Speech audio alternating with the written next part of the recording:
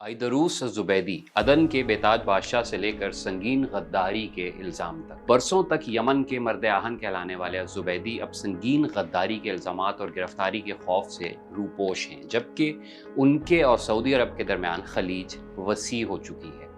बुध 7 जनवरी 2026 को यमन के सियासी मंजरनामे में उस वक्त पहुंचाल आ गया जब सदारती लीडरशिप कौंसिल PLC के चेयरमैन रशादुल अलीमी ने एक गैर मामूली फरमान जारी किया।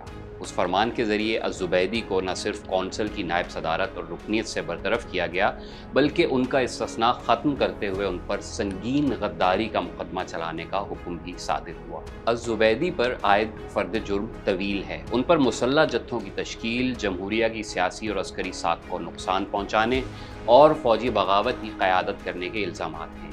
इस सियासी ज़लज़ले के साथ ही सऊदी क़यादत में कायम इत्तेहाद ने दावा किया है कि अज़ुबैदी रियाज़ में तलबी के समन को नज़रअंदाज करते हुए अदन से किसी नामालूम मकाम की तरफ फ़रार हो गए हैं। दूसरी जानिब उनकी जमात जनूबी अबूरी कौंसिल STC ने इस दावे को मुस्तरद करते हुए इसरार किया है कि उनके रहनुमा अदन में अपने लोगों के दरमियान ही मौजूद हैं और अपने फ़राइज़ अंजाम दे रहे हैं।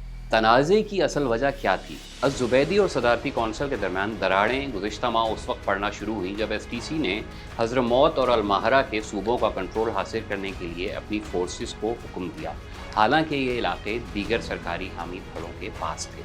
सऊदी अरब ने इस इक़दाम की मज़म्मत की थी। ताहम फौरी इश्तहाल का बास 2 जनवरी 2026 को अज़ुबैदी का जारी करदा आइनी एलामिया बना, जिसमें उन्होंने जनूबी यमन की आज़ादी के रेफरेंडम की राह हमवार करने के लिए 2 साला अबूरी मुद्दत का ऐलान किया। ये इक़दाम बज़ाहिर 1990 से पहले की जनूबी रियासत की बहाली की तरफ हतमी कदम था, जिसे मरकज़ी हुकूमत ने गद्दारी से ताबीर किया।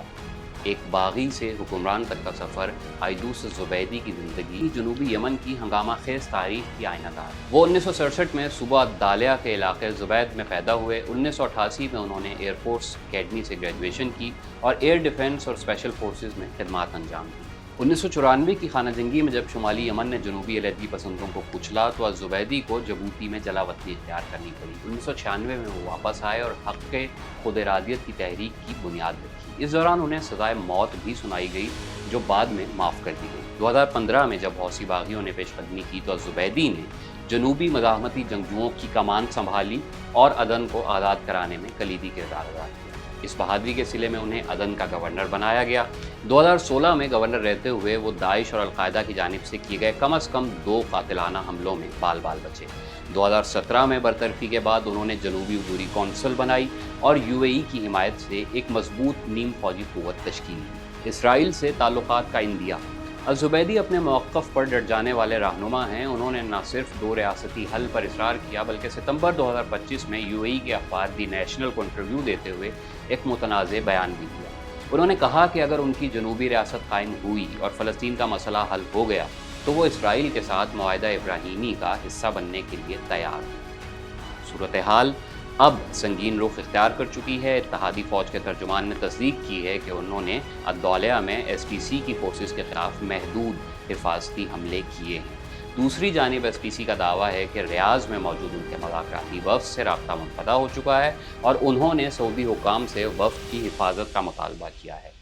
अदन का यह साबिक़ हुक्मरान, जिसने कभी हौसियों के ख़िलाफ़ जंग में इत्तेहादियों का साथ दिया था, अब अपनी ही आज़ादी की तहरीक की भेंट चढ़कर गद्दार के लक़ब और अस्करी कार्रवाइयों का सामना कर रहा है।